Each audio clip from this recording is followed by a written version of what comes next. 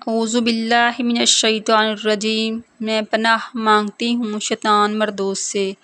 بسم اللہ الرحمن الرحیم۔ شروع اللہ کے نام سے جو بڑا مہربان اور نہایت رحم کرنے والا ہے۔ السلام علیکم۔ حضرت ابو ہریرہ رضی اللہ عنہ سے روایت ہے کہ رسول اللہ صلی اللہ علیہ وآلہ وسلم نے فرمایا کہ کھانا کھا کر شکر ادا کرنے والا صابر روزہ دار کی طرح ہے۔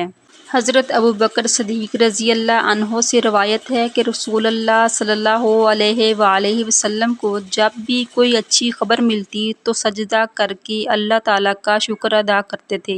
حضرت حسن رضی اللہ عنہ سے روایت ہے کہ نبی کریم صلی اللہ علیہ وآلہ وسلم نے فرمایا کہ اللہ تعالیٰ جب کسی بندے پر چھوٹی یا بڑی نعمت کا انعام فرماتا ہے اور وہ بندہ اس پر الحمدللہ کہتا ہے تو اللہ تعالیٰ اس سے بھی اچھی نعمت عطا فرماتا ہے۔ حضرت قتادہ رضی اللہ عنہ سے روایت ہے کہ نبی کریم صلی اللہ علیہ وآلہ وسلم نے ارشاد فرمایا، چار چیزیں جس کو عطا ہو گئیں اسے دنیا اور آخرت کی بھلائیاں نصیب ہو گئیں۔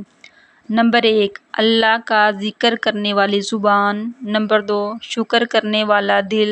نمبر 3، صبر کرنے والا بدن۔ نمبر 4، نیک اور ایماندار بیوی۔ حضرت انس رضی اللہ عنہ سے روایت ہے کہ رسول اللہ صلی اللہ علیہ وآلہ وسلم نے ارشاد فرمایا، اللہ تعالیٰ اس بندے پر راضی ہوتا ہے جو کھانا کھانے کے بعد اور پانی پینے کے بعد اللہ تعالیٰ کا شکر ادا کرے۔ ایک بزرگ فرماتے ہیں کہ جس نعمت کا شکر ادا کرو گے وہ نعمت ہمیشہ برقرار رہے گی اور جس نعمت کی ناشکری کرو گے اس کے چھن جانے کا خطرہ ہے۔ ایک حدیث میں ہے، قیامت کے دن جنت میں سب سے پہلے ان لوگوں کو بلایا جائے گا جو راحت و تکلیف ہر حالت میں اللہ تعالیٰ کا شکر ادا کرتے ہیں۔ اس ویڈیو کو زیادہ سے زیادہ شیئر کریں تاکہ صدقہ جاریہ کا ثواب آپ کو ملتا رہے۔ مزید اسلامی ویڈیو دیکھنے کے لیے ہماری ویڈیو کو لائک، شیئر اور ہمارے چینل کو سبسکرائب کریں۔ جزاک اللہ۔